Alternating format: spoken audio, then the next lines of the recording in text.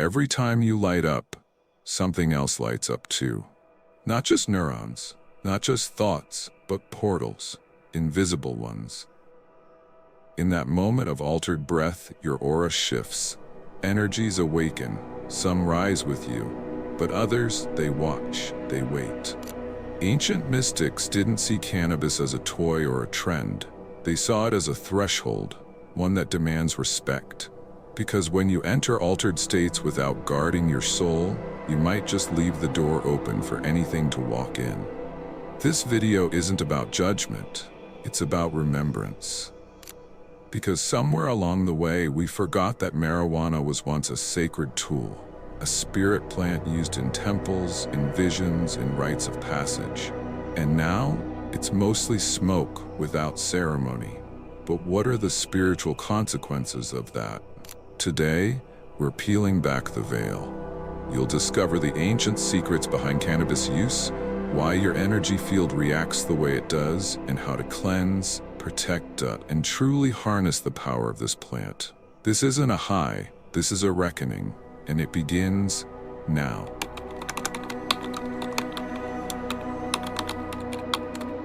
Long before cannabis was a counterculture symbol, it was a sacred ally. In ancient India, sages called it Vijaya, victory, a gift from Shiva, used sparingly in deep meditation.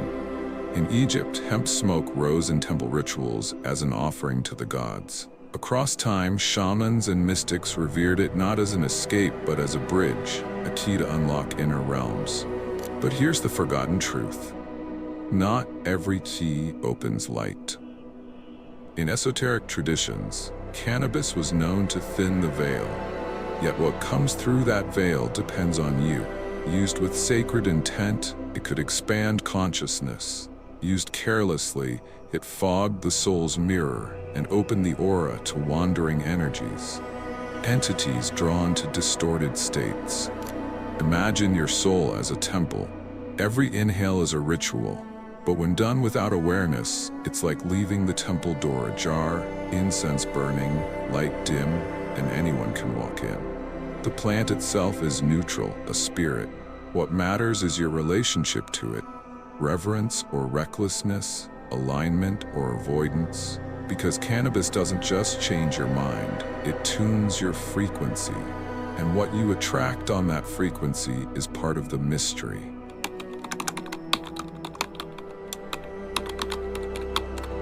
So how do we work with this knowledge?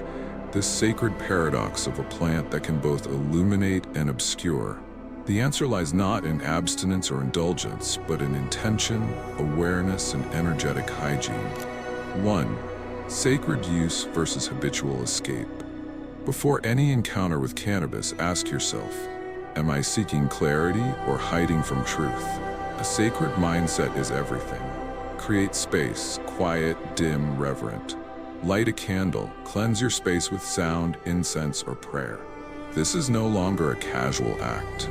You are entering a temple, even if that temple is your living room. 2. Aura protection ritual. Just as you'd wear a jacket in the cold, you must shield your energy when entering altered states. Visualize a sphere of golden light enveloping you. Breathe deeply and speak aloud.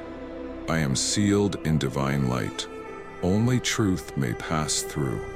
This practice fortifies the aura, repelling parasitic entities that often lurk near lowered vibrations. 3. Integration through silence. After using cannabis, avoid immediate stimulation. No screens, no noise, no social chatter. Sit in stillness. Journal your visions. Anchor your insights into the physical realm. This ensures that what was seen in higher states doesn't dissipate into fantasy, but becomes a guidepost in waking life. Before, cleanse the residue. Cannabis leaves subtle energetic residue, especially with frequent use. Once a week, bathe in salt water or take a cold shower while visualizing smoke washing away from your auric field. Follow with breathwork, deep, rhythmic inhales through the nose, exhales through the mouth, to restore clarity and presence. 5. Alternatives for expansion.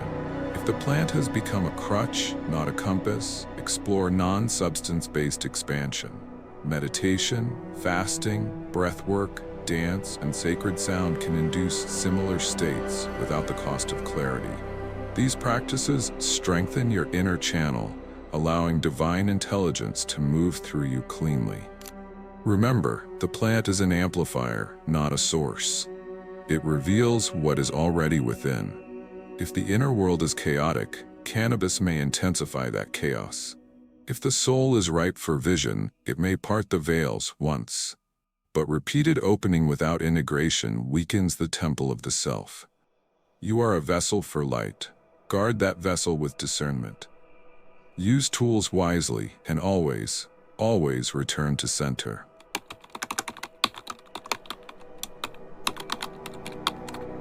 We often seek shortcuts to the divine, portals, potions, practices that promise transcendence.